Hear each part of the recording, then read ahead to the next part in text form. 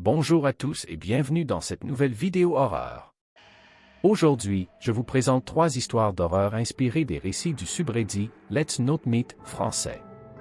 Si vous appréciez ce genre de contenu, n'hésitez pas à le montrer en laissant un commentaire, en mettant un pouce en l'air et en vous abonnant à la chaîne.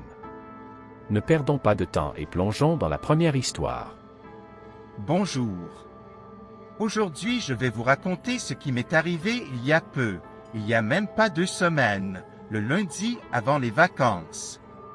Ça faisait à peu près un mois que j'avais posé une annonce sur Le Bon Coin pour proposer du babysitting car ayant besoin d'argent à ce moment, et je n'avais pas eu vraiment de réponse suite à ça. Mais tout ça c'était avant ce lundi. Je vous préviens, cette histoire est vraie et je ne grossirai pas les traits pour faire peur. Elle n'a pas eu non plus de conséquences graves sur ma vie à part ma peur chaque jour. Commençons. Ce lundi, je reçois un appel venant d'un numéro masqué. D'habitude, je ne réponds pas à ce genre d'appel, pensant à des canulars ou des pubs, mais ce lundi, j'ai répondu.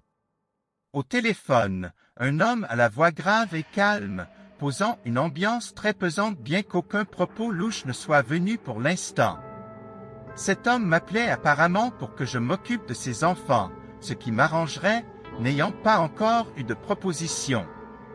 Il me pose des questions, assez normales pour ce qu'il recherche, mais peu à peu, les questions dérivent vers le personnel, comme sur mes passions ou mes amis. La question sur mes passions ne me dérangera pas bien que sa persistance sur le fait que je ne fasse plus de sport et sa déception par rapport à ça me mettent légèrement mal à l'aise. Cependant, celle sur mes amis et camarades de classe a vraiment donné un autre tournant à cet appel.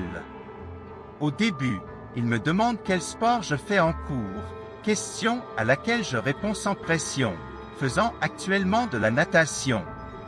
Mais la suite est vraiment dérangeante, surtout le fait qu'il me pose des questions sur le corps de mes camarades et sur le mien. Par exemple, si je me comparais à eux ou si je les avais déjà vus nus. Au fur et à mesure de l'appel, ces questions allant de si j'étais poilu en insistant sur le bas du corps ou encore si j'aimais le contact physique, j'étais sûr d'une chose, je dois faire attention. Rappelons que cet homme est censé chercher un babysitter.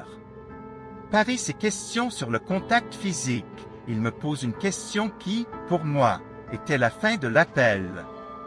Il me pose la question, seriez-vous dérangé si un de mes enfants vous touchait ou vous caressait au niveau de l'aine? Je suis resté choqué par cette question. Pour les plus jeunes ou ceux qui ne comprendraient pas ce mot, il s'agit de la région du pénis. Cet homme venait de me demander cela. Abasourdi par la question, je lui ai demandé de répéter plusieurs fois, pensant avoir mal entendu mais c'était bien cela.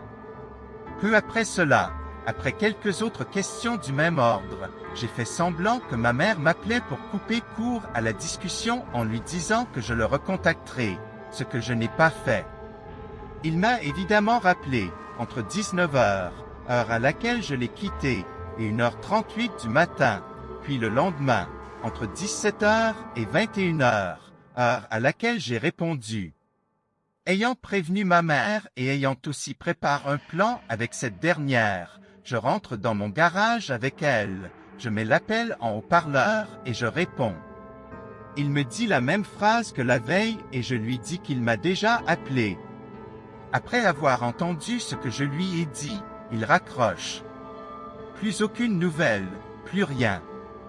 Depuis, une déposition auprès de la police a été faite pour le retrouver, avoir des réponses et éviter que quelqu'un d'autre ne soit pas aussi vigilant et réactif que moi. Je fais attention quand je sors en ville et garde toujours mon couteau sur moi au cas où. Ne faites pas ça, c'est dangereux et une arme se retourne facilement contre vous. Cette histoire restera probablement à jamais dans ma mémoire et ma prudence sera doublement plus forte à l'avenir. Je vous remercie d'avoir lu mon histoire et je profite de ce post pour vous faire passer un message. Sur n'importe quel réseau social, ne laissez pas d'informations personnelles comme j'ai fait l'erreur de le faire. faites attention à vous car oui ça arrive et ça n'arrive pas qu'aux autres. Et n'hésitez surtout pas à parler de ce genre de situation à vos parents, amis ou proches au cas où. Ça n'arrive pas qu'aux autres et c'est pourquoi la vigilance doit être maximale à ce sujet. Je vous souhaite une bonne journée, une longue et belle vie, et surtout que ça ne vous arrive pas. Au revoir. Merci à toi pour ton histoire et on espère que tu t'en es remis. Passons sans transition à la deuxième histoire. Et mon histoire a été vraiment très creepy sur le coup, même quand j'y repense aujourd'hui.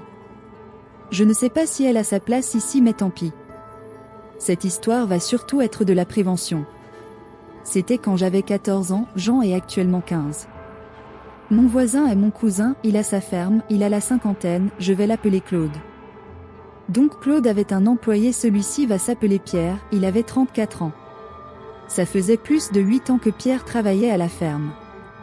Moi pendant 3 ans je n'ai pas pu aller à la ferme car j'ai emménagé à l'étranger. Il était vraiment très gentil, c'était presque mon meilleur pote, malgré la différence d'âge. Un soir de juillet il me demanda si la différence d'âge me dérangeait, si je le trouvais beau, etc. À l'époque je ne comprenais pas encore le danger des personnes plus âgées. Il me donne un RDV le lendemain à 5 heures du matin à la ferme avec les petits veaux. Pierre m'envoya un message comme quoi il faisait froid et que ce serait mieux si on se posait dans sa voiture. Je compris enfin, il était temps, qu'il y avait un problème. Je trouva alors enfin une excuse pour que je reste avec les petits veaux, et que c'est lui qui devait venir. Quelques minutes plus tard, après un gros blanc, il devait aller bosser, je suis reparti de la ferme en courant. Durant l'année scolaire, de 3e, il faut effectuer un stage, moi c'était en janvier, je décide de le faire à la ferme, je n'avais parlé à personne de cette matinée-là. Après mon stage j'en parla enfin à Claude en mars, je me scarifiais de dégoût, je n'allais pas bien du tout. Claude vira Pierre, Claude se sentit très bête de ne rien avoir vu, la matinée de l'enfer pour moi était il y a presque 1 an. Voilà mon histoire, j'ai sauté plein de détails, car c'est déjà trop long et que je ne me rappelle plus de certains détails. J'espère que ça peut aider certains à réaliser que toutes les personnes, même les plus gentilles, sont pas forcément bienveillantes, il faut se méfier, mettre une barrière. J'y ai beaucoup repensé, et je me dis que j'étais à un oui pour monter dans sa voiture, qu'il me fasse du mal. Merci pour ton histoire et force à toi. Passons maintenant à la dernière histoire. Salut à tous, moi je m'appelle Leroy. J'ai 19 ans et je vis actuellement en Nouvelle-Zélande. Je suis étudiant dans ce pays en études de langue. Chose importante à savoir, je suis de Nouvelle-Calédonie. Là-bas je vivais chez mes parents. Donc pour vous résumer la situation, c'est la première fois que je vis seul. Je suis dans un pays anglais et je n'étais pas vraiment bon en anglais à ce moment-là. Et enfin, je ne connaissais personne au moment de l'histoire. Donc cela fait environ 2 semaines que je suis arrivé. Pour vous décrire mon appartement, quand on entre on tombe de suite sur le salon, la salle à manger et la cuisine. Le salon se trouvait côté route donc sur votre droite, quand vous êtes dos à la porte d'entrée. Le mur du salon donnant sur l'extérieur est une baie vitrée. Les volets sont les anciens types, vous savez ceux qu'on remonte à la main. Donc ensuite quand on se met face à cette vitre, sur la droite il y a la porte de ma chambre. La fenêtre est sur la gauche quand on entre à l'intérieur. Mon lit a le côté collé à la fenêtre. Et enfin, dernière chose, vous voyez les escaliers de secours donnant sur la rue. Quand on monte l'escalier on atterrit sur le balcon de mon appartement. Celui-ci est donc collé aux vitres que je vous ai décrites. Donc, il est environ 23 h quand l'histoire se passe. Les voitures ont les phares allumés. Les lumières de celles-ci se reflètent sur ma fenêtre. Jusqu'à là tout va bien. Je suis sur mon ordinateur et je peux du coup voir ce qu'il se passe sur mon balcon. J'avoue que parfois ça m'arrive qu'avec les lumières, j'ai l'impression de voir une ombre sur celui-ci. Du coup, quand je vois l'ombre la première fois, je me dis que ce n'est rien. Puis, je capte que c'est pas de la pareidolie. Je décide de tourner la tête et je vois un homme à capuche arriver sur mon balcon. Je décide de baisser la luminosité au maximum. Le gars arrive au niveau de ma fenêtre et se met à toquer à la vitre pendant 1 à 2 minutes. J'avoue que dans ma tête le temps paraissait vraiment plus. Puis, il stoppe et sort une bombe de peinture. Il a tagué toutes les vitres, salon et chambre, avec des symboles bizarres, et il se barre. Je ne sais toujours pas qui c'est et je n'ai plus de nouvelles de lui. Merci d'avoir suivi la vidéo. Si vous voulez d'autres histoires d'horreur dans le même style, abonnez-vous et laissez des commentaires. À bientôt.